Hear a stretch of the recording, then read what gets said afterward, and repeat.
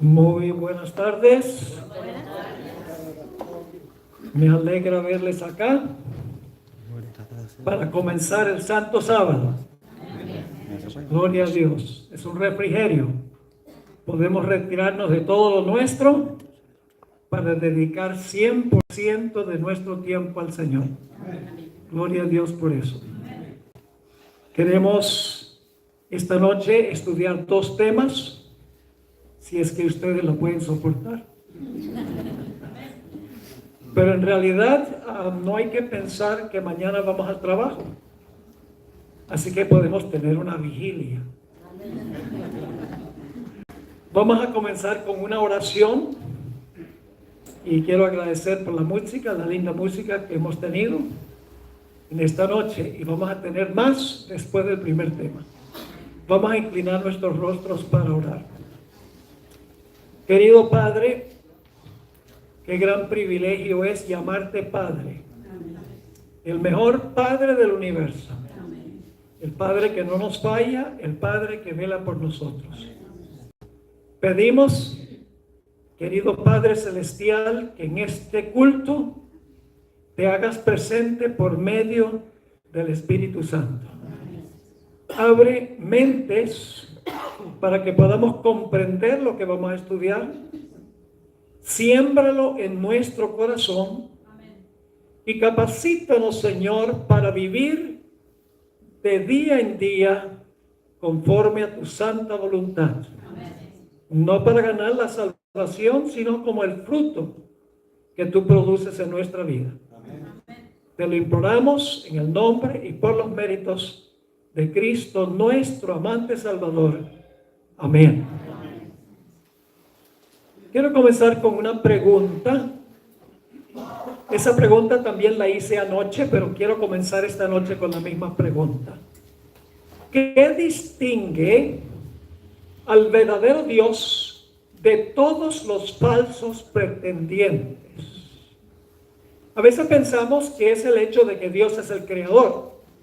No cabe duda de que esa es una de las características del verdadero Dios.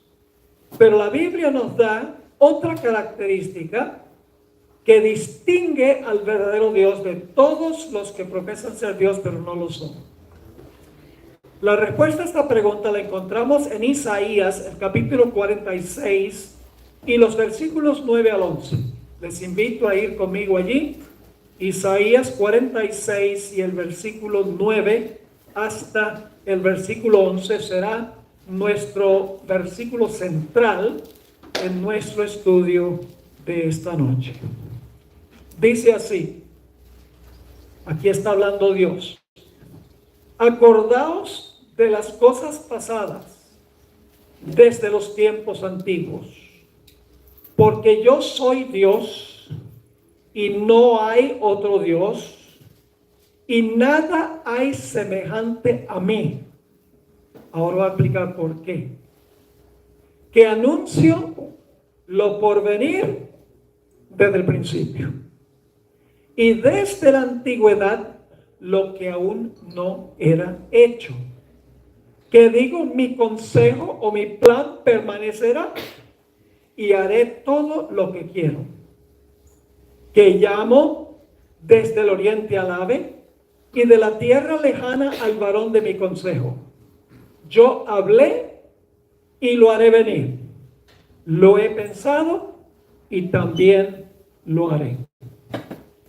Lo que distingue al Dios verdadero de todos los falsos pretendientes es que Dios conoce el fin desde el principio. Amén. Y como conoce el fin desde el principio, su plan se va a cumplir sin falla alguna. Ahora, las profecías mesiánicas del Antiguo Testamento demarcaban el tiempo exacto y preciso cuando el Mesías iba a llegar a esta tierra. Cristo no se encarnó en este mundo ni un segundo antes, ni un segundo después, que Dios lo había planeado desde los siglos de la eternidad. Dios sabía el momento exacto en que Jesús iba a encarnarse en este mundo. Y puso esa fecha en su calendario. La Biblia no nos dice cuál es la fecha del nacimiento de Jesús, pero sí nos dice que Dios tenía una fecha en el calendario de él que no nos reveló. No era el 25 de diciembre. Esa es una fecha tradicional que viene del paganismo. Ahora, la pregunta clave es, ¿cómo sabemos que Dios tenía un momento preciso en su calendario para que Jesús se encarnara? Vayan conmigo a Gálatas 4 y el versículo 4. Gálatas, el capítulo 4 y el versículo 4. Dice aquí: pero cuando vino el cumplimiento del tiempo, ¿qué hizo Dios? Dios envió a su Hijo, nacido de mujer y nacido bajo la ley. Cuando vino el cumplimiento del tiempo, Dios envió a su Hijo, nacido de mujer. Ahora ustedes podrían decir, pero pastor, ¿cómo sabe usted que cuando dice cuando vino el cumplimiento del tiempo se refiere a un momento cuando Dios decidió enviar a Jesús de acuerdo a su plan? La razón es que tenemos otro versículo con una expresión virtualmente idéntica. Vayan conmigo a Marcos 1, 14 y 15. Marcos 1, 14 y 15. Este versículo está describiendo el comienzo del ministerio de Jesús. Juan el Bautista ya cumplió su misión. Jesús se bautizó. Jesús fue tentado por el enemigo en el desierto y ahora Jesús comienza su ministerio en Nazaret. Y fíjense con qué palabras comenzó Jesús su ministerio terrenal. Dice en Marcos 1, 14 y 15, después que Juan fue encarcelado, Jesús vino a Galilea predicando el evangelio del reino de Dios, diciendo: el tiempo se ha cumplido y el reino de los cielos se ha acercado.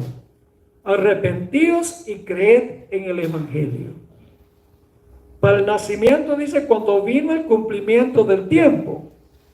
Y Jesús, cuando comenzó su ministerio, dijo: el tiempo se ha cumplido.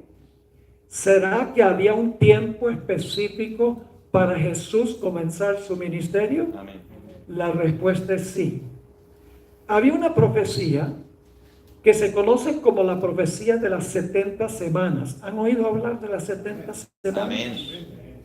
Es una profecía muy interesante que cubre un periodo de 490 años, porque 70 semanas son simbólicas. Cada día representa un año. Así que 7 por 70 igual 490. Y esa profecía decía que después de 69 semanas, el Mesías iba a aparecer. El Mesías iba a comenzar su ministerio. Esa profecía se encuentra en Daniel, el capítulo 9, a donde declara que 69 semanas iban a pasar. Y sabemos que ese periodo comenzó en el año 457 a.C. Y si vamos hacia adelante, 483 años, que son 69 semanas, llegamos al año 27 de la era cristiana. Es decir, había una profecía que marcaba exactamente, temporalmente, cuando el Mesías iba a comenzar su ministerio terrenal. Amén. Lo cual significa que cuando dice cuando vino el cumplimiento del tiempo, Jesús nace, significa que Dios tenía en su calendario una fecha, aunque no nos la reveló a nosotros, porque idolatraríamos la fecha y no glorificaríamos a aquel al cual apunta la fecha. Así que Dios tenía una fecha exacta cuándo el Mesías iba a nacer y cuándo el Mesías iba a comenzar su ministerio terrenal. Quiero leerles una cita que encontramos en el libro Deseado de todas las gentes, página 23. Escuchen bien, Dios no apresura ni demora su venida. Amén. Dios no apresuró ni demoró la encarnación de Jesús. Se encarnó exactamente como Dios tenía en su calendario desde los siglos de la eternidad. Amén. Dios no dijo, ¿la voy a adelantar o la voy a atrasar? Dios no adelanta ni atrasa las fechas de los eventos. Amén. Escuchen esta cita. La venida del Salvador había sido predicha en el Edén. Cuando, recuerda Génesis 3:15, Él te aplastará la cabeza, le dice a la serpiente, y tú le herirás en el calcañar. La primera promesa de que Dios iba a mandar a una simiente de la mujer para hacerle guerra a Satanás y que le iba a dar un golpe en la cabeza. La primera profecía de salvación. Así que dice, la venida del Salvador había sido predicha en el Edén. Cuando Adán y Eva oyeron por primera vez la promesa, esperaban que se cumpliese pronto. Escucharon la promesa, esto va a cumplirse muy pronto. Dieron gozosamente la bienvenida a su primogénito, esperando que fuese el libertador, pero resultó ser el asesino de su hermano. Pero el cumplimiento de la promesa tardó. ¿Tardó para quiénes? ¿Tardó para Dios? No, ¿para quién? ¿Para quiénes? Para Adán y Eva tardó. Para Dios no tarda, para nosotros sí. Es un punto muy importante. Sigue diciendo, los que la recibieron primero, la promesa primero, murieron sin verlo. Desde los días de Enoc, la promesa fue repetida por medio de los patriarcas y los profetas, manteniendo viva la esperanza de su aparición. Y sin embargo no había venido. La profecía de Daniel revelaba el tiempo de su advenimiento, pero no todos interpretaban correctamente el pasaje. Transcurrió un siglo tras otro y las voces de los profetas cesaron. La mano del opresor, Roma, pesaba sobre Israel y muchos estaban listos para exclamar, se han prolongado los días y fracasa toda visión. Ahora viene la parte clave. Pero como las estrellas en la vasta órbita de su derrotero señalado, los propósitos de Dios no conocen premura ni demora. Amén. Los propósitos de Dios, ¿qué? No conocen ni premura ni demora. No se demoran ni se adelantan. Los planes de Dios los tiene en su calendario de acuerdo a su omnisciencia desde los siglos de la eternidad, antes que entrara el pecado al universo. Para los seres humanos, la promesa de Génesis 3:15 se dilató. Pero para Dios no, porque Dios no adelanta ni retrasa sus planes. Jesús vino exactamente cuando Dios lo tenía contemplado en su calendario. Amén. Cada detalle de la vida de Cristo ya estaba en el plan del Padre desde los siglos de la eternidad. El Padre no solo conocía desde la eternidad los eventos de la vida terrenal de Jesús, sino también la fecha exacta para cada evento. Cuando Jesús vino a la tierra, sencillamente siguió el plan que había elaborado su Padre en los siglos de la eternidad. Lo vivió exactamente como Dios lo tenía contemplado. Por eso Jesús les dijo a los judíos de su época que no hacía su voluntad, sino que hacía la voluntad de su Padre. Por ejemplo, en Juan 5:30, el Señor Jesucristo dijo, no puedo yo hacer nada por mí mismo. Según oigo, así juzgo, y mi juicio es justo, porque no busco mi voluntad, sino la voluntad del que me envió, la del Padre. Oye, pregunto, ¿creen ustedes que Dios ya sabía la fecha de la segunda venida antes de entrar el pecado al universo? Amén. Amén. ¿Tiene Dios una fecha en su calendario para la segunda venida? Amén. Claro que tiene una fecha. ¿El hombre puede adelantarla o atrasarla? No. Amén. Ahora les voy a explicar. La sierva del Señor dice que Cristo podría haber venido poco después de 1844. Si la gente hubiera sido fiel. También dijo que Cristo podría haber venido poco después de 1888, el famoso Congreso de Minneapolis, si el pueblo hubiera hecho lo que debía hacer. Entonces, ¿qué hizo Dios? Cuando el pueblo no estaba listo en 1844, Dios dice, voy a cambiar la fecha en el calendario. ¿Le parece? Cuando Jesús no vino en 1888, Dios dice, yo tenía esa fecha en el calendario, voy a tener que cambiarla. No.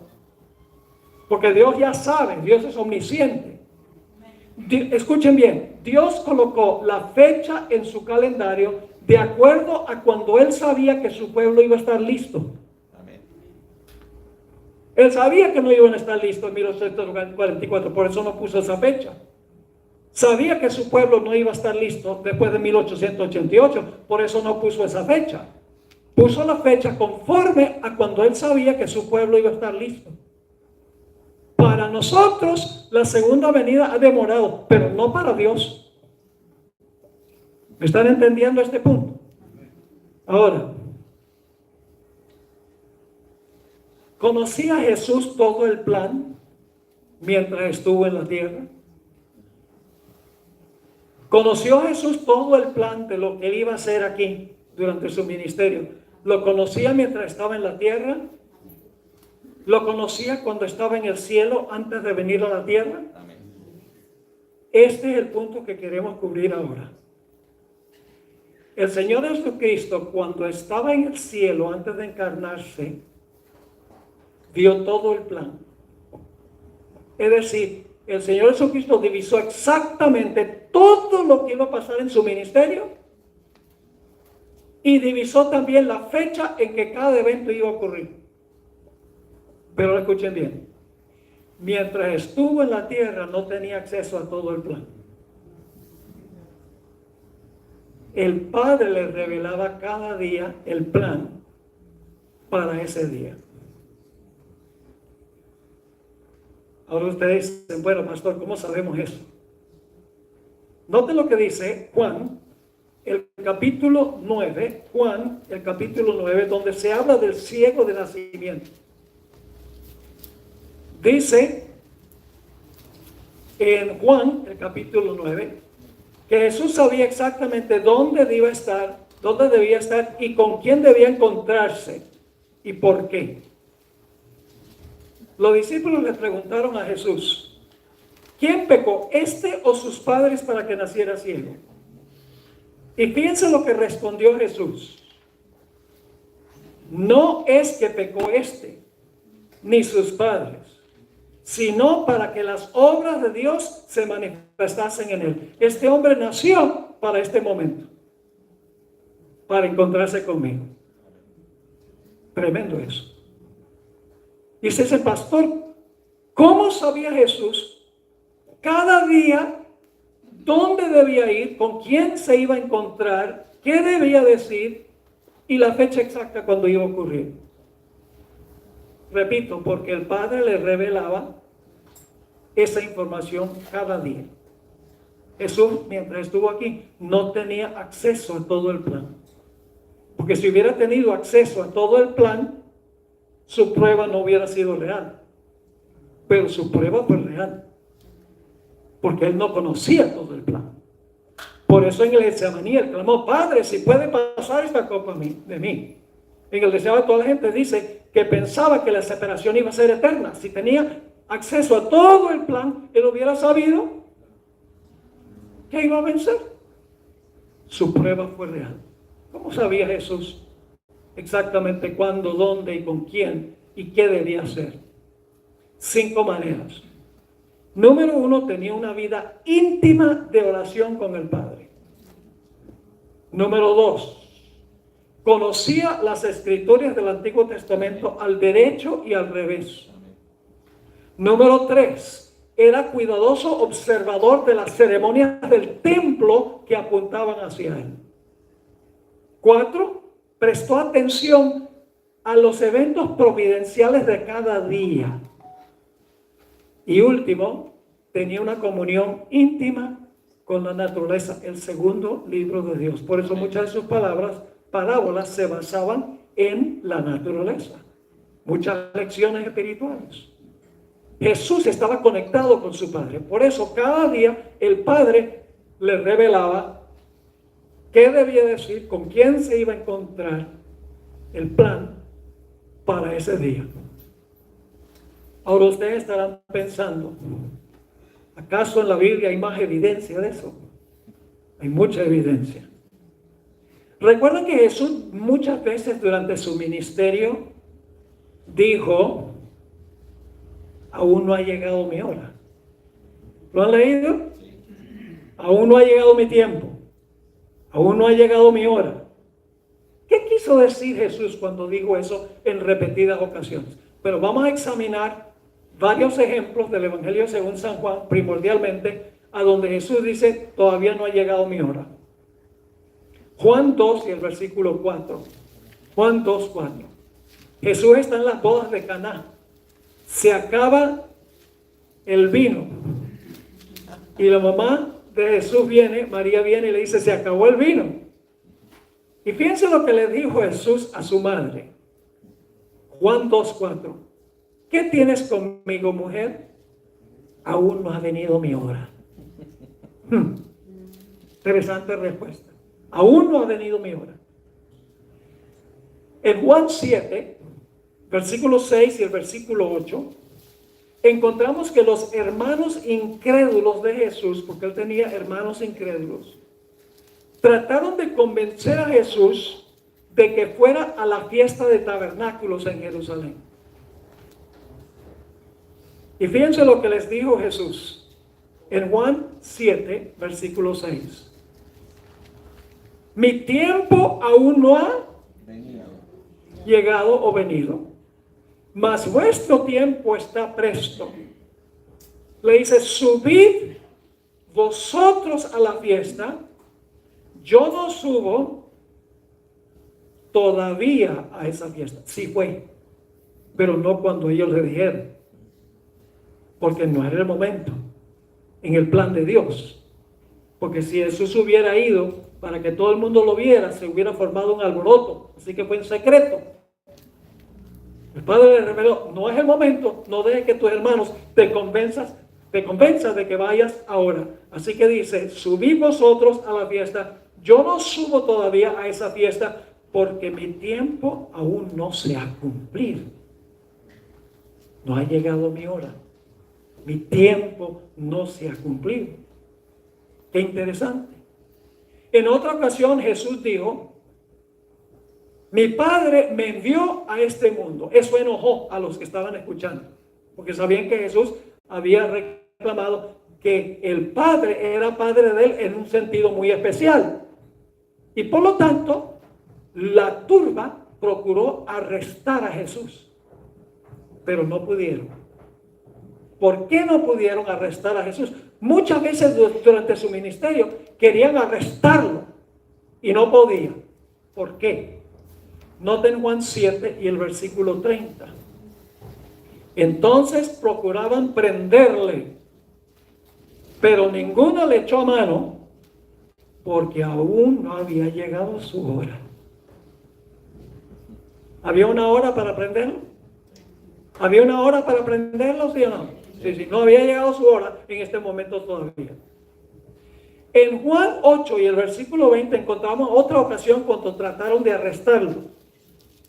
Dice allí en Juan 8, 20, en el siguiente capítulo: estas palabras habló Jesús en el lugar de las ofrendas, enseñando en el templo, y nadie le prendió, porque aún no había llegado su hora. Amén.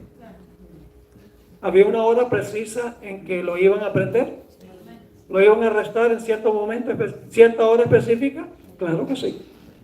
Había un momento exacto en el calendario de Dios para que arrestaran a Jesús. Antes de eso, no podían.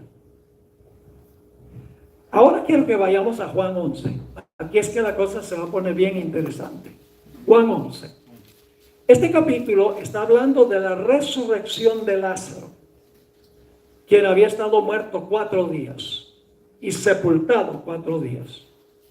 El Señor Jesucristo le encantaba pasar tiempo en la casa de María, Marta y Lázaro. Era como un refrigerio para él, un refugio. Después de trabajar y después que se opusieron a él, etcétera, Jesús podía ir allí y estar entre amigos que lo querían y podía descansar de la turba. Jesús amaba a estos 3.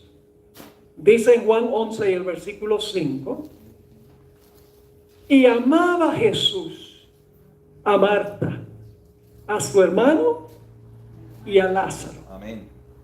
Y luego le llegó la noticia de que su amigo Lázaro, a quien amaba, estaba moribundo. Y fíjense qué reacción tan rara de Jesús. Cuando oyó pues que estaba enfermo, se quedó 2 días más en el lugar donde estaba. Vaya, qué amor. Si yo tuviera un amigo muy especial que está en cama de muerte, ¿qué voy a hacer? Voy a ir rapidito para poder verlo antes de que se muera. Pero aquí dice, Jesús se demora 2 días más.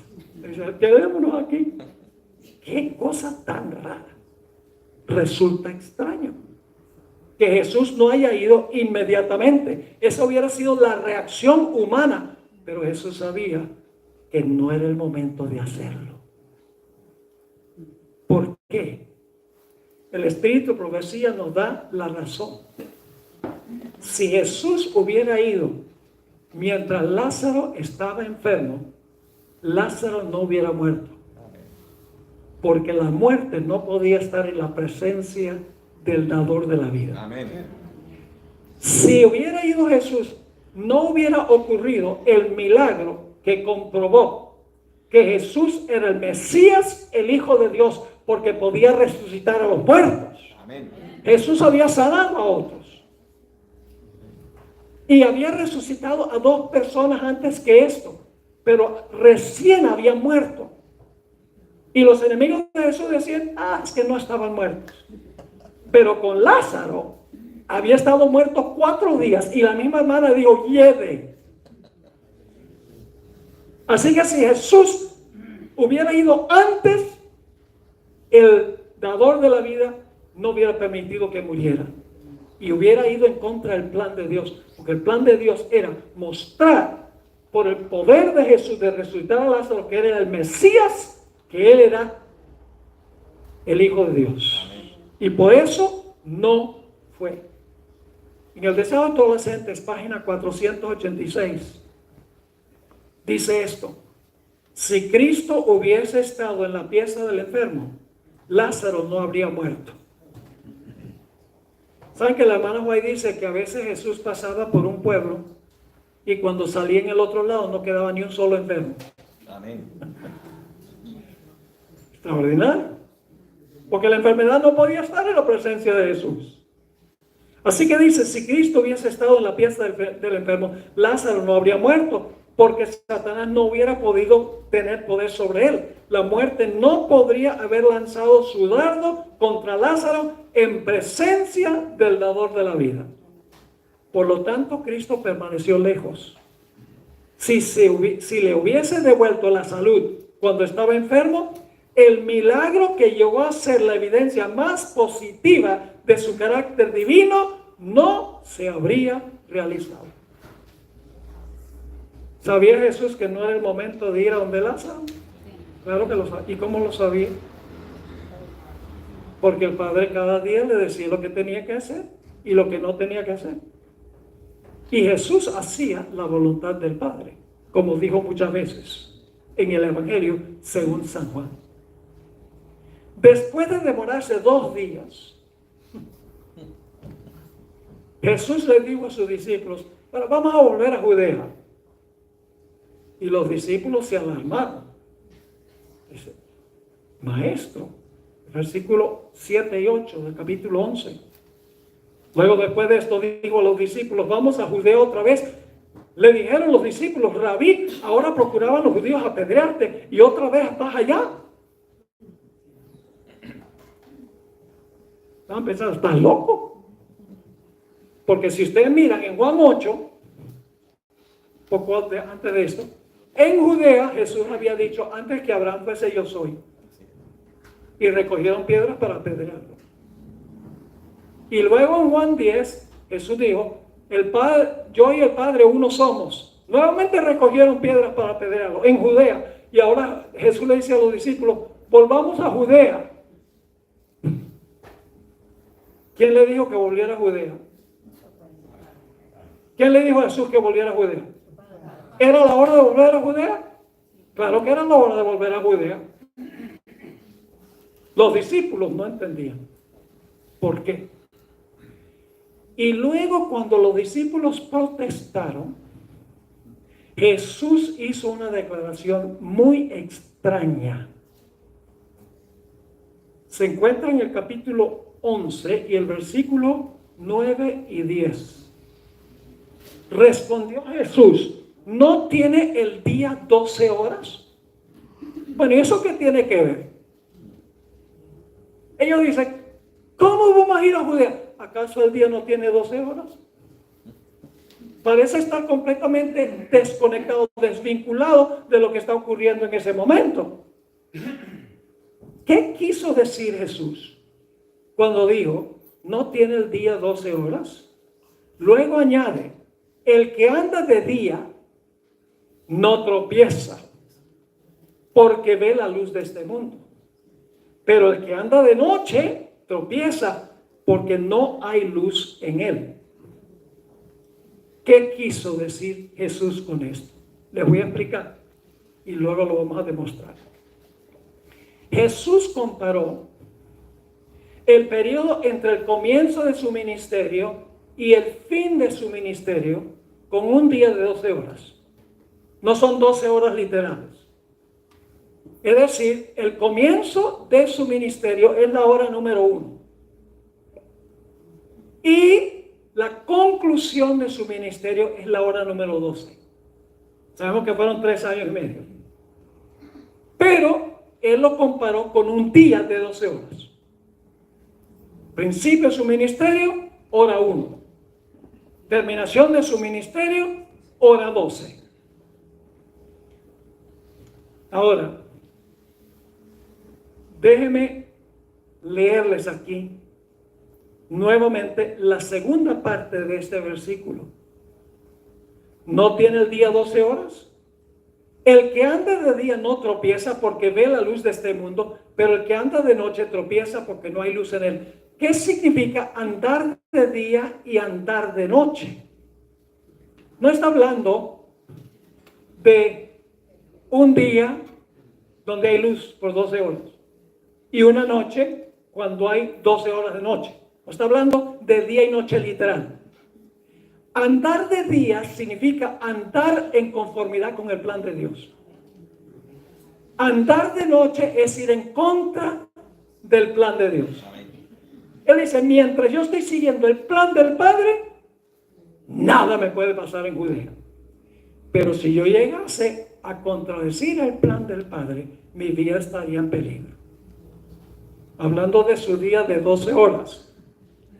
Quiero leerles el deseo de todas las gentes, página 485, donde Elena White explica esto.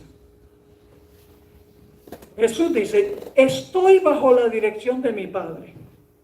Mientras hago su voluntad, que es andar en la luz, mientras hago su voluntad, mi vida está segura. Amén.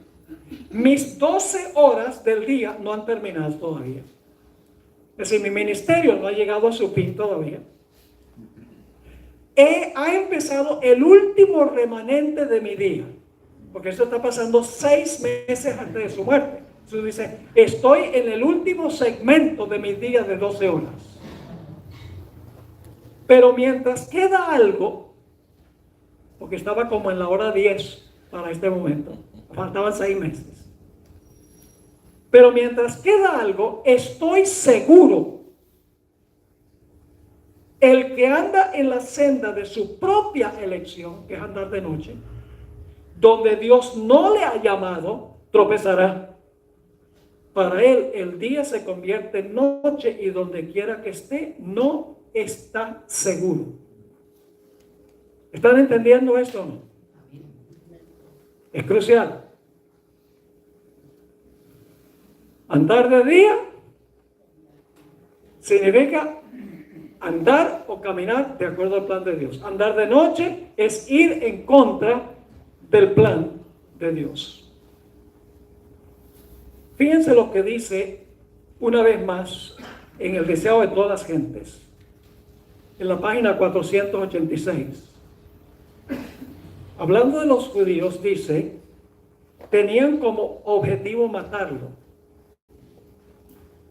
Pero este propósito no había tenido éxito, porque le quedaba todavía una parte del tiempo que se le había establecido. Le quedaba parte de su día.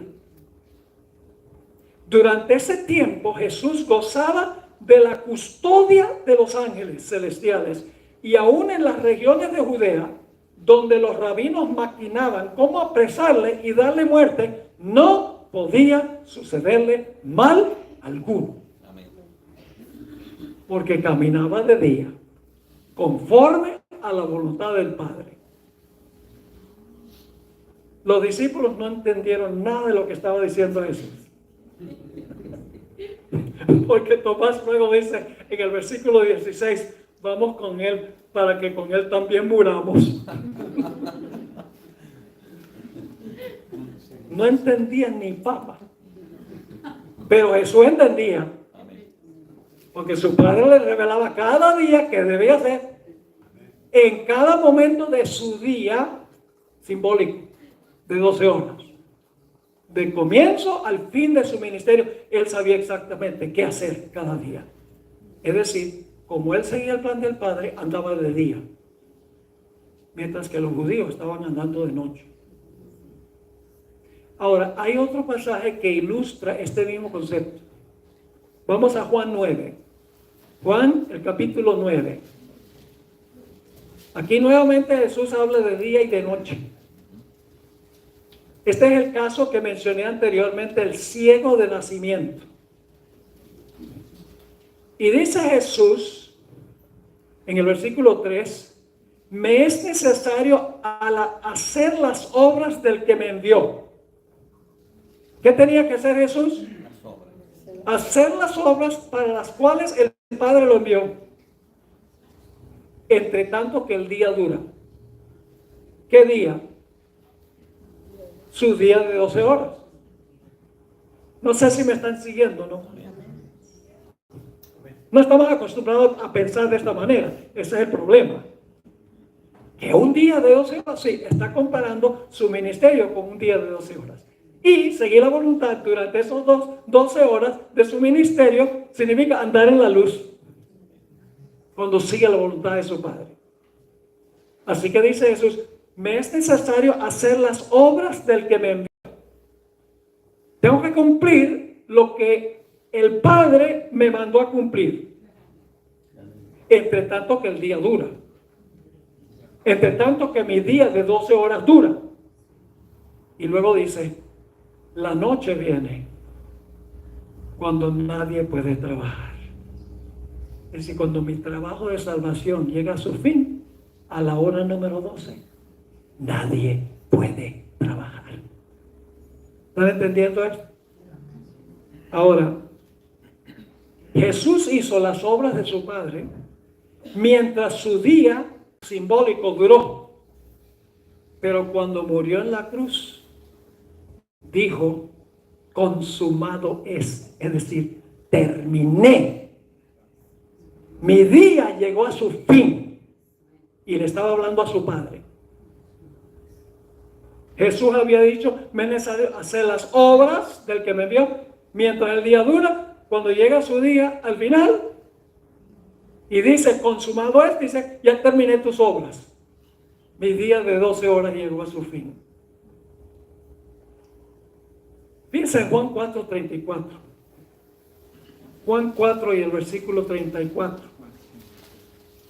Jesús les dijo, le está hablando a sus discípulos, mi comida es hacer la voluntad de aquel que me envió y terminar su obra. ¿Cuándo Jesús terminó la obra? Cuando le dijo al Padre, consumado es. Que significa terminé. Las últimas 3 declaraciones de Cristo en la cruz fueron declaraciones a su Padre. Digo, consumado es. Digo, en tus manos encomiendo mi espíritu. Y entonces el Señor Jesucristo expiró. Su día de 12 horas terminó. Había terminado las obras que el Padre le había dado. ¿Y saben que Jesús vino por 2 razones principales? Vino por otras razones también, pero 2 razones principales. Jesús vino en primer lugar a vivir una vida absolutamente perfecta. Por eso Jesús no murió cuando nació. Vivió 33 años antes de morir.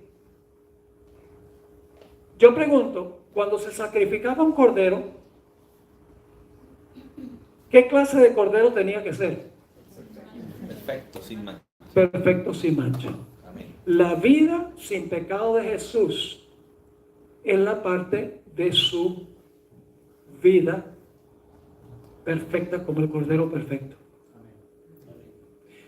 Y los pecados eran colocados sobre la víctima cuando la víctima estaba viva.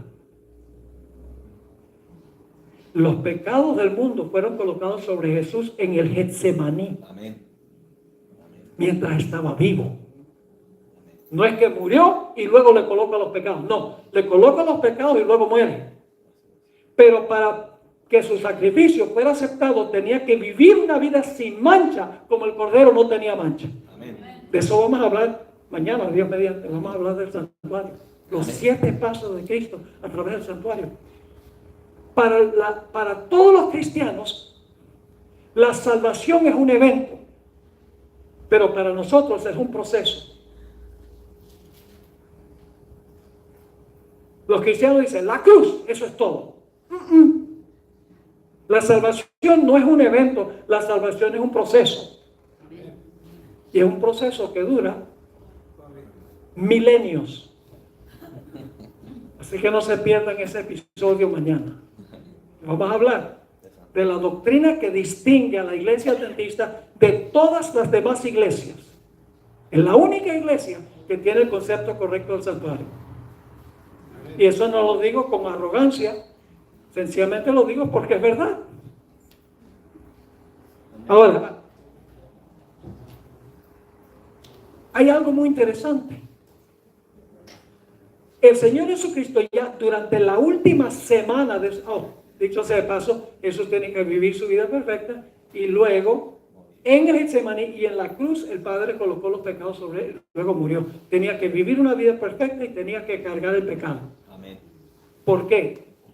Porque alguien tenía que pagar por nuestros pecados, pero al mismo tiempo tenía que vivir una vida perfecta, porque si yo me arrepiento y confieso mi pecado y confío en Cristo, Él toma su vida perfecta y la pone a mi cuenta y Dios me mira como si nunca hubiera pecado. Amén. Amén. ¿Está claro? Ahora, cuando Jesús llegó a la última semana de su ministerio, cambió la expresión. Hasta ese momento Jesús ha dicho, no ha llegado mi hora, pero ahora va a decir, la hora llegó.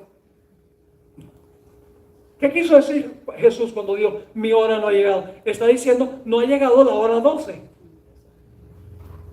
Pero cuando llega a la hora número 12, la hora llegó. Vamos a leer los versículos.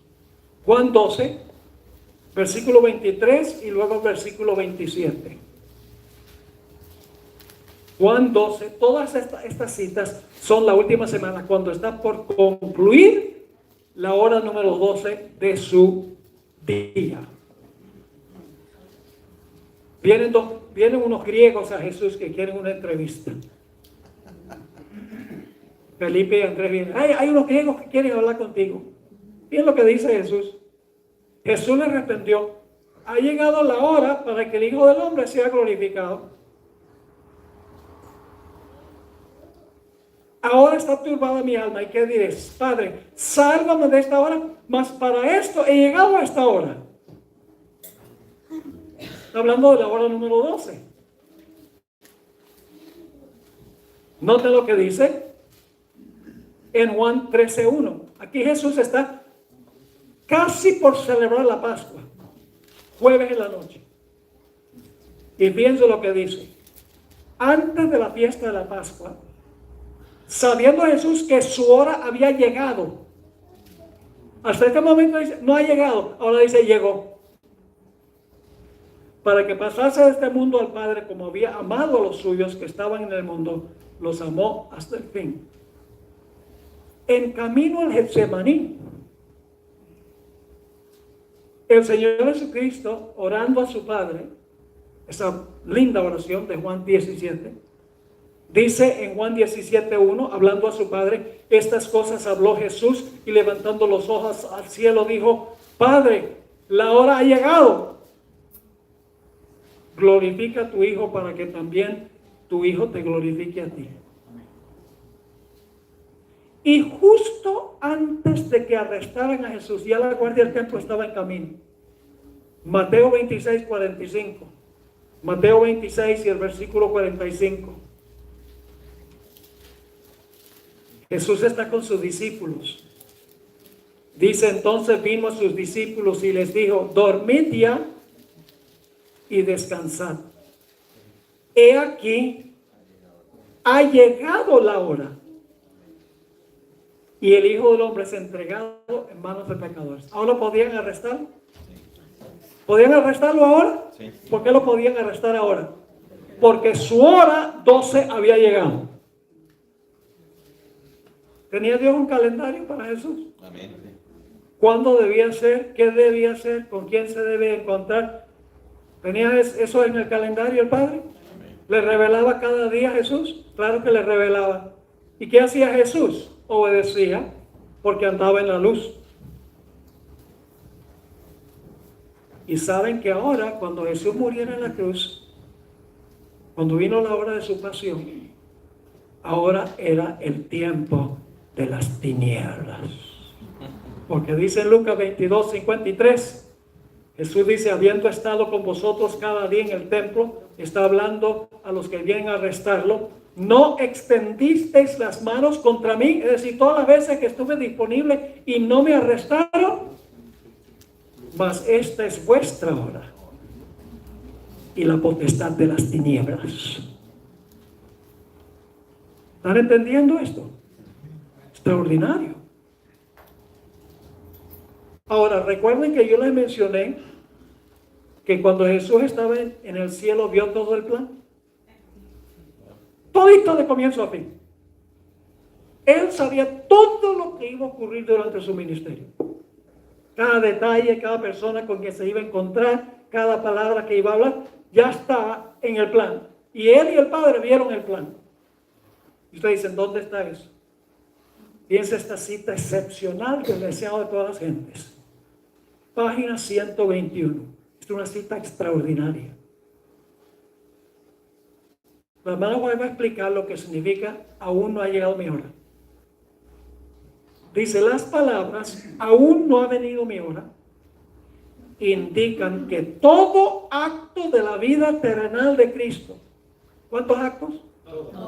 Todo acto de la vida terrenal de Cristo se realizaba en cumplimiento del plan trazado desde la eternidad. Amén. ¿Cuántos actos? Todos contemplados desde la eternidad. Sigue diciendo. A ver aquí. Antes de venir a la tierra, el plan estuvo delante de él perfecto en todos sus detalles. Antes de venir Jesús a la tierra, ¿qué? El plan estuvo delante de él en todos sus detalles. Él vio todo el plan. Pero lo escuchen. pero mientras andaba entre los hombres, era guiado paso a paso por la voluntad del Padre.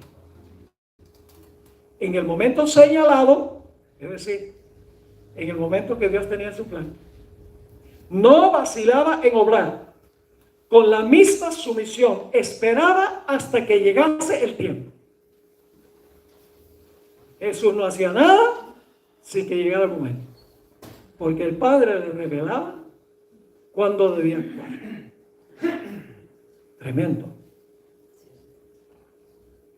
En el libro Ministerio de Curación 380, el Espíritu Profecía Griega, Cristo en su vida terrenal no se trazó planes personales. Recuerden esta cita, porque más adelante vamos a volver a la cita. Cristo en su vida terrenal no se trazó planes personales.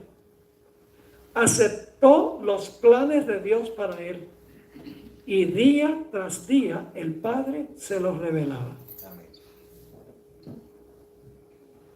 Jesús tenía una conexión con su Padre, por eso sabía qué tenía que hacer y cuándo. Y qué decir. Cuando estaba en el cielo, tuvo acceso a todo el plan. Cuando estuvo en la tierra, solo el pan o el plan de cada día. Por eso Jesús dice, no ha llegado mi hora todavía, pero en la hora 12 ya llegó la hora. Porque Dios tenía un plan. Esto se revela, el hecho de que Jesús no veía todo el plan mientras estaba en la tierra, se revela cuando él fue al templo cuando tenía 12 años. Fíjense esta cita en el Deseo a todas las gentes, páginas 58 y 59. La primera visita de Jesús al templo. Dice aquí, por primera vez, el niño Jesús miraba al templo. Veía a los sacerdotes de albos vestidos cumplir su solemne ministerio. Contemplaba la sangrienta víctima sobre el altar del sacrificio. Juntamente con los adoradores se inclinaba en oración mientras que la nube del incienso ascendía delante de Dios. Presenciaba los impresionantes ritos del servicio pascual. Día tras día veía más claramente su significado. Si hubiera tenido acceso al plan, hubiera entendido todo completo. Pero dice, día tras día veía más claramente su significado. Todo acto parecía ligado con su propia vida. Todo lo que estaba pasando en el templo, esto tiene que ver conmigo. Se despertaban nuevos impulsos en él. Silencioso y absorto, parecía estar estudiando un gran problema. El ministerio de su misión se estaba revelando al Salvador. No tenía toda la información, tuvo que aprender, pero el Padre le reveló paso a paso, día en día. Lo mismo podemos decir al final del ministerio de Jesús, al final de su vida. Cada detalle de la última semana de Jesús estaba ya delineado en el calendario celestial, sin faltar ningún detalle. No porque Dios lo determinó así, sino porque Dios sabía lo que iba a ocurrir. Por ejemplo, en la cruz echaron suertes por sus vestiduras. Ya eso había sido predicho 1000 años antes. En el Salmo 22, 18 dice, repartieron entre sí mis vestidos, sobre mi ropa echaron suertes. El Salmo 69, 21 dice que le iban a dar vinagre y hiel. ¿Pasó eso en la cruz? Dice allí, me pusieron además hiel por comida y en mi sed me dieron a beber vinagre. 1000 años antes fue escrito eso. Las palabras de sus enemigos al pie de la cruz fueron escritas 1000 años antes también. Dice en el Salmo 22, 7 y 8, todos los que me ven me escarnecen, estiran la boca, menean la cabeza diciendo, se encomendó a Jehová, líbrele él, sálvele, puesto que en él se complacía. Las palabras idénticas de lo que estaba al pie de la cruz, escritas 1000 años antes. ¿Tenía Dios escrito un plan? ¿Tenía fechas en el plan? Sí. No es porque Dios lo determinó así, sino que Dios estaba relevando lo que Él conocía desde los siglos de la eternidad. Es su presciencia, no predeterminación, sino su presciencia, su conocimiento infinito. Ya lo sabía. ¿Recuerdan que Jesús dijo en la cruz, Dios mío, ¿por qué me has desamparado? Viene textualmente del Salmo 22 y el versículo 1. 1000 años antes escrito. Inclusive las palabras, en tus manos encomiendo mi espíritu, se citan en el Salmo 31:5, donde dice, en tus manos encomiendo mi espíritu. Amén. Todo se cumplió al pie de la letra, en el momento preciso y en la forma precisa. Y ahora vamos a tratar de contestar la pregunta, ¿qué tiene eso que ver con nosotros? Porque una cosa es Jesús. ¿Qué tiene que ver todo lo que hemos hablado hasta ahora? ¿Será que Dios tiene un plan también para nuestra vida? Amén. ¿Que está dispuesto a revelarnos cada día? Amén. Hoy tuvimos una experiencia interesante. Ese fue un encuentro providencial. Amén. Con ese muchacho, a donde fuimos a las artesanías. Amén. Extraordinario. ¿Será que Dios tiene para cada una de nuestras vidas un plan especial? Que a través de una vida de oración, a través del estudio de su palabra, a través de pasar tiempo en medio del segundo libro de Dios, la naturaleza, y por la observación cuidadosa de los actos providenciales de Dios, ¿será que nosotros podemos saber exactamente qué debemos hacer y cuándo debemos hacerlo? Sí. Ahora les voy a leer la cita que leí anteriormente, pero la voy a completar. Cristo en su vida terrenal no se trazó planes personales. Aceptó los planes de Dios para él y día tras día el Padre se los revelaba. Así deberíamos nosotros también Amén. depender de Dios para que nuestras vidas fueran sencillamente el desenvolvimiento de su voluntad. Amén. A medida que le encomendamos nuestros caminos, Él dirigirá nuestros pasos. Amén. Dios tiene un plan para nosotros también. Pero ¿saben? No vamos a saber el plan viendo TikTok.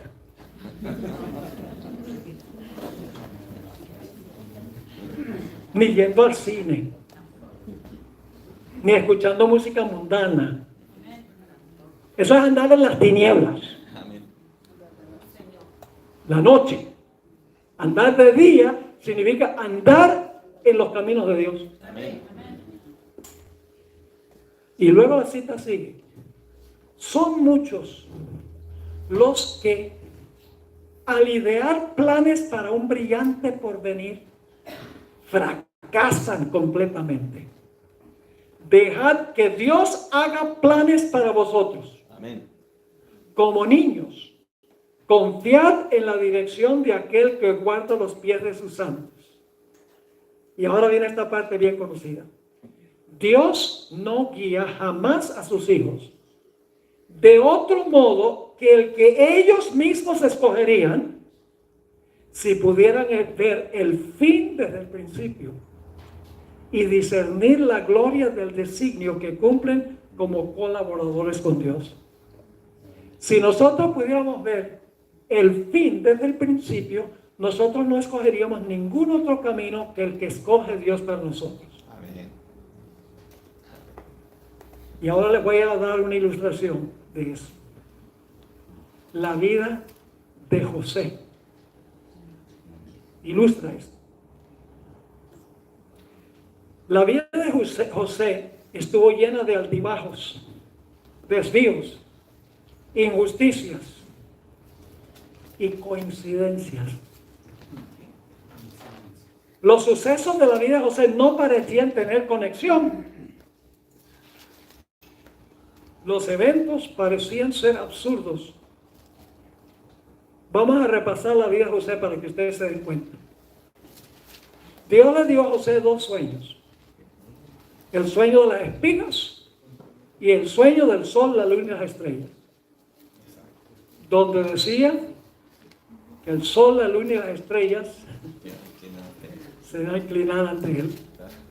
Y las espigas se iban a inclinar ante él. Los hermanos se enojaron con eso. Este muchachito, que nosotros nos vamos a inclinar ante él, ni se lo crea. La cosa se complicó cuando los hermanos lo vendieron como esclavo a Egipto.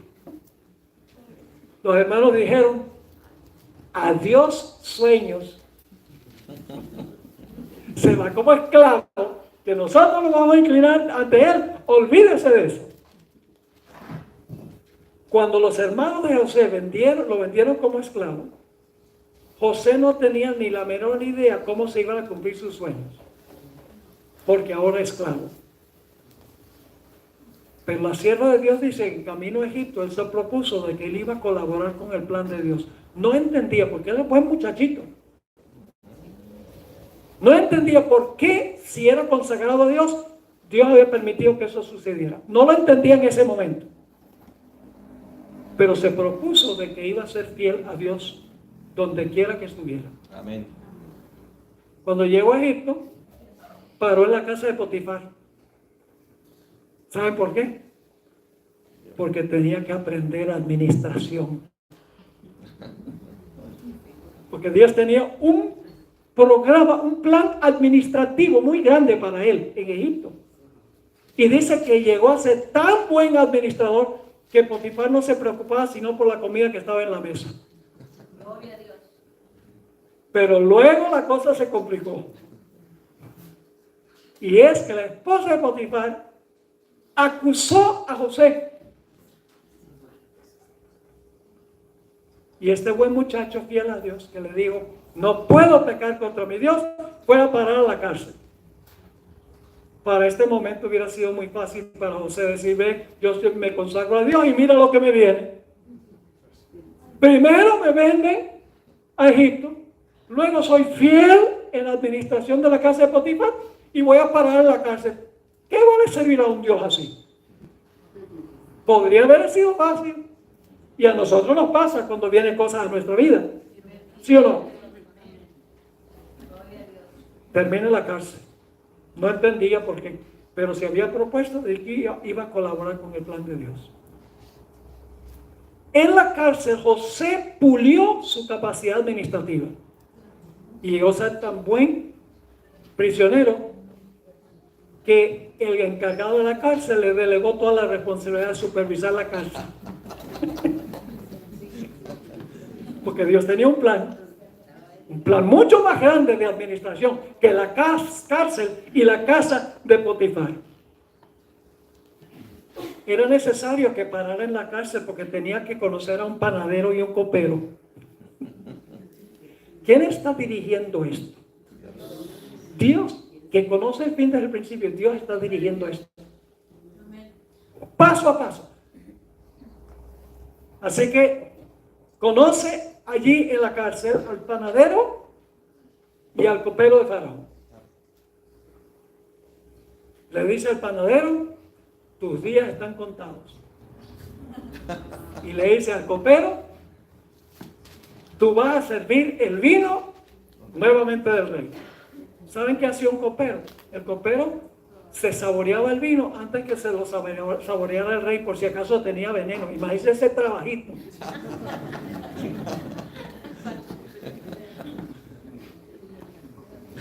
Tú vas a servir otra vez el vino. Y cuando está saliendo de la cárcel dice: oye, habla una buena palabra ahí con Faraón para que yo salga de este lugar. Y en agradecimiento el copero se olvidó 2 años. Dios tiene un sentido de humor. Y José no entiende. Pero luego, después de 2 años, Dios le da 2 sueños a Faraón. Así es. El de las espigas de las vacas. Sí. Y Faraón llama a todos los expertos del reino y dice, tuve este sueño, necesito saber qué significa el sueño. Y dice, no tenemos ni la menor idea. Y luego entonces Dios dice al copero, se acabó la amnesia. Es hora. Y dice a Faraón, yo conozco un hombre, y entonces le explica el sueño que tuvo el panadero, el sueño que tuvo él. Él te puede decir lo que significa el sueño. Y dice Faraón, tráiganlo para acá. De un esclavo extranjero en Egipto, llega a ser el primer ministro de Egipto. Amén. Amén. Ahora José está diciendo, qué bueno que seguí el plan. Las cosas se están viendo mejor. Porque había decidido seguir el plan de Dios. Así que llega a ser primer ministro de Egipto. Luego Satanás causa una sequía. Porque Satanás es el que causa las sequías en la tierra de Canaán. Y Dios lo permite. Satanás no gana ni uno. ¿Sabe por qué Satanás no gana? Porque él tiene que adivinar cómo Dios juega. Pero Dios ya sabe cómo él va a jugar. Amén. Amén. Dios no puede perder. Amén. Y ese va a ser nuestro segundo tema esta noche. Amén. Vamos a hablar de eso. Así que ahora Satanás causa una sequía. Y su propósito es matar las simientes de donde va a venir el Mesías. Lo vamos a ver al final de la historia. Es acabar con el linaje de donde va a venir el Mesías. Ese es su objetivo, en causar la sequía. Pero lo que Satanás no sabe en este momento es que causando la sequía, los hijos de Jacob van a ir a Egipto. Van a ir a Egipto. Y así exactamente sucede. Después de 2 años, cuando están padeciendo hambre, no tienen nada que comer, Jacob le dice, vayan a Egipto, que hemos oído que hay comida ahí. Y los hermanos se dirigen a Egipto. ¿Y ustedes saben la historia? Cuando llegan allá a Egipto,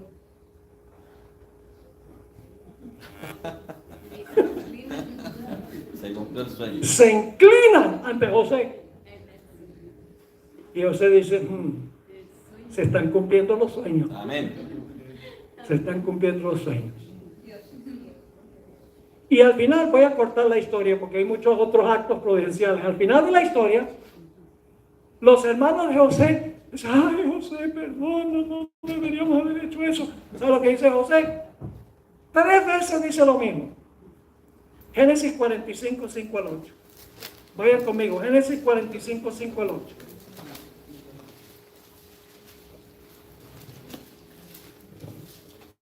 Ahora pues, dice, no os entristezcáis, ni os pese de haberme vendido acá.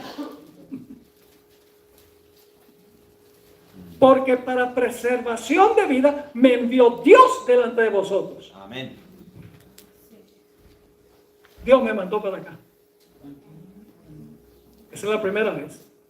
Versículo 6. Pues ya ha habido 2 años de hambre en medio de la tierra y aún quedan 5 años en los cuales ni habrá arada ni siega. Segunda vez ahora. Y Dios me envió delante de vosotros para preservaros posteridad sobre la tierra. Amén.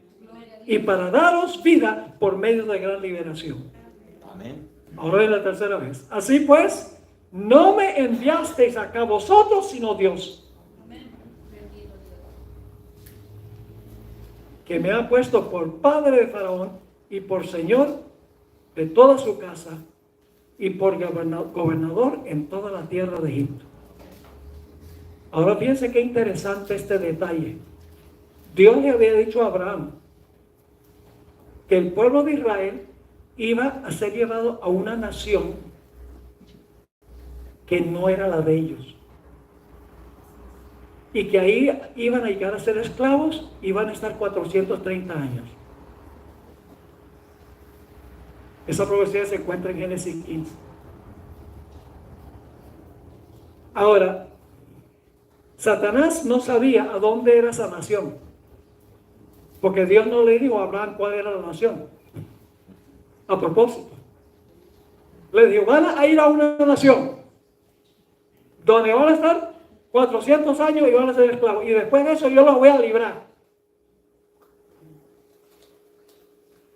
Ahora, ¿por qué es importante esto? ¿Qué sucedió?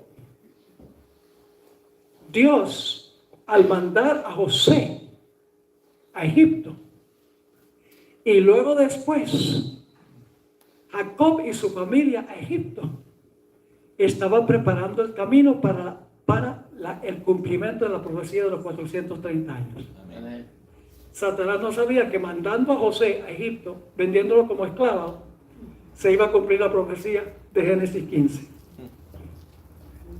Y al final de los 430 años, ¿por qué cree usted que Faraón luchó tanto y se le endureció su corazón para no soltarlos? Porque Dios había dicho que después de los 430 años iban a salir para volver a Canaán. Amén. Y él dijo, no voy a permitir. Así que lo que Satanás no sabía, que transportando a José a Egipto, estaba preparando el camino para el cumplimiento de la profecía de Génesis 15. Satanás no conoce el fin desde el principio, comete errores. Amén. Pero Dios no comete errores porque sabe exactamente la jugada que va a hacer Satanás. Amén. Ahora, ¿qué hubiera sucedido si José hubiera renegado y se hubiera quejado y no hubiera cooperado con el plan? Yo les pregunto, ¿creen ustedes que si José hubiera podido ver desde el principio todo lo que iba a ocurrir, que él hubiera dicho al Señor, adelante Señor? Claro. Si hubiera visto el fin desde el principio y todo lo que está en medio, adelante, hagámoslo. Pero él ahora mira hacia atrás y dice, menos mal que decidí colaborar con el Señor. Amén. Ahí está la última parte de esta cita que mencioné. Dice, Dios no guía jamás a sus hijos de otro modo que el que ellos mismos escogerían si pudieran ver el fin desde el principio. Amén. Y discernir la gloria del designio que cumplen como colaboradores con Dios. Hay otra historia muy interesante que ilustra cómo Dios puede guiar la vida de seres humanos, no solo la de Jesús, la de nosotros. La historia de Esther. El único libro que no menciona el nombre de Dios, Esther. Pero cuando uno lee la historia, uno no puede sino ver la mano de Dios dirigiendo todos los eventos, porque parecía la historia de José. Usted sabe lo que sucedió. Amán manipuló al rey para dar un decreto de muerte contra todos los judíos. Y él no le dijo al rey que quería acabar con los judíos. Dice, hay un pueblo, porque sabía que la reina era judía. Así que manipuló al rey para que diera un decreto de muerte para acabar con los judíos. Genocidio. ¿Quién estaba detrás de esto? Satanás. Pero Dios lo sabía, por eso puso a Esther en el palacio. La hermana White dice en Profetas y Reyes, página 442, Satanás mismo, instigador oculto del plan, estaba procurando eliminar de la tierra a los que conservaban el conocimiento del Dios verdadero. El que estaba detrás del complot era Satanás. Así que el rey da el decreto. Decreto de muerte contra todos los judíos. ¿Cómo iba Dios a librar al pueblo? Bueno, de antemano había colocado a Esther en el palacio. Sabía que ella necesitaba estar allí para contrarrestar el plan de Satanás. Y cuando se oye en cuanto al decreto, nos dice la Biblia que Mardoqueo le mandó un mensaje a Esther. Se encuentra en el capítulo 4 y el versículo 13 y 14. Esther 4, 13 y 14. Aquí Mardoqueo le manda este mensaje a Esther. Entonces dijo Mardoqueo que respondiesen a Esther No pienses que escaparás en la casa del rey más que cualquier otro judío. No creas que tú, porque eres la reina, te vas a escapar, pero tú eres judía también. Y ahora le dice, porque si callas absolutamente en este tiempo, respiro y liberación vendrá de alguna otra parte. Dios le está diciendo a Esther, eres importante pero no indispensable para cumplir mi plan. Es decir, si te callas, quedas callada, liberación vendrá de otra parte. Y luego le hace una pregunta, que yo no la frasearía como él hizo. Mas tú y tu casa pereceréis. ¿Quién sabe si para esta hora has llegado al reino? Amén. Yo le eliminaría el quién sabe. Has llegado al reino para este momento. Dios te puso ahí. Amén. Para este momento. Ahora tú decides si vas a seguir el plan o no. Dios sabía que ella iba a escoger seguir el plan. Dios no la obligó a seguir el plan. Dios sabía lo que iba a hacer, pero no la forzó. Como hablamos anoche. Y todos sabemos que Esther se presentó y cumplió el plan de Dios. La razón por la cual Dios la había colocado allí, en el palacio. Ahora quiero terminar. ¿Entendieron el tema? Amén. Muy importante, ¿verdad que sí? Le voy a dar un ejemplo de la otra cara de la moneda. De una persona que Dios escogió para cumplir un plan y lo rechazó. Para Dios todos somos importantes, pero nadie es indispensable para cumplir su plan. Amén. Porque si no lo cumplimos nosotros, Dios lo cumplirá de otra manera. Amén. El ejemplo que les voy a dar es de la historia de la iglesia adventista. Antes que Dios llamara a la hermana White como profetisa, llamó a otro individuo llamado Hazen Foss. Lo llamó antes del gran chasco y le dio los mismos sueños que le dio a la hermana White después del chasco de 1844.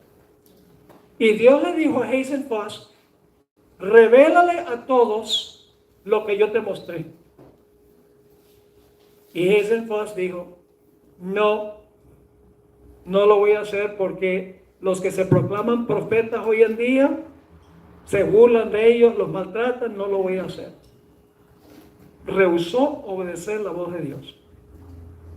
Y Dios se le acercó por segunda vez y otra vez le dio el mensaje. Cuéntale a todos esto. Y él, por la misma razón, dijo, no estoy dispuesto a hacerlo.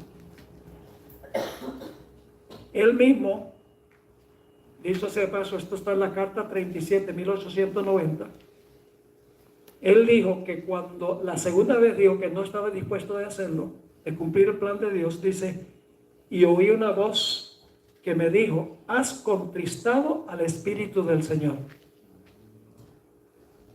Él mismo testifica que se asustó por su propia testarudez y rebelión. Y le dijo al Señor, ahora estoy dispuesto a hacerlo. Y reunió a un grupo de adventistas. No eran adventistas del séptimo día, eso viene más adelante, pero un grupo que esperaba la venida del Señor Jesús, para contarles lo que Dios le había revelado. Y cuando los reunió, empezó a hablar y procuró decir lo que Dios le había mostrado, y no se acordaba ni de un pequeño detalle de lo que Dios le había demostrado. Según su propio testimonio dijo, se me fue, no puedo decir nada, y el Espíritu del Señor me ha abandonado. Los que estaban presentes testificaron que fue la peor reunión, la reunión más terrible a la cual jamás hayan existido o asistido. Una noche en febrero de 1845, la hermana White recibió su visión primera en diciembre del 44.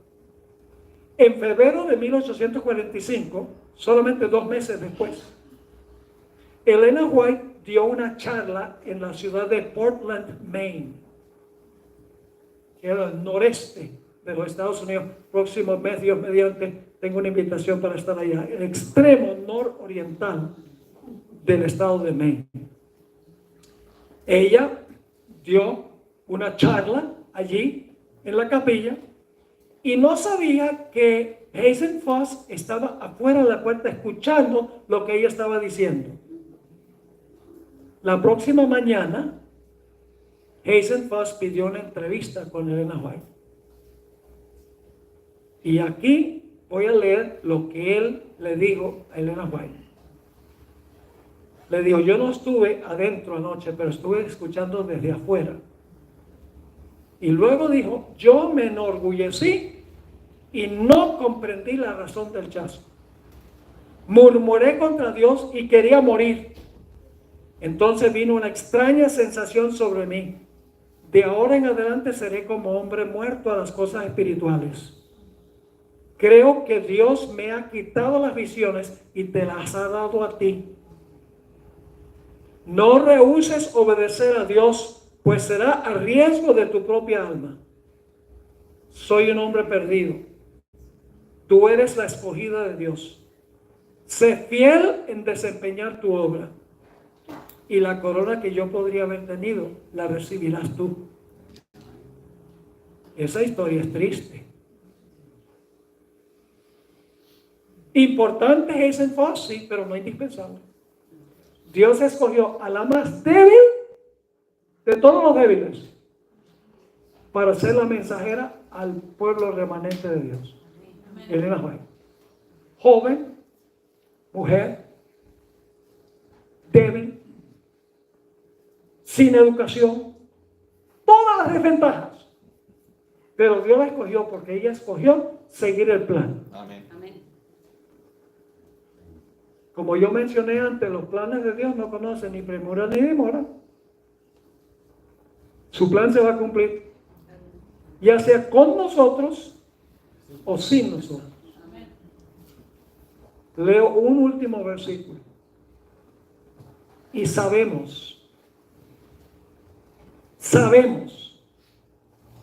que a los que aman a Dios, Todas las cosas me ayudan a vivir. no todo el mundo, a los que aman a Dios, todas las cosas buenas les ayudan a bien. Todas las cosas les ayudan a bien. Amén. Aun cuando no vemos el fin desde el principio.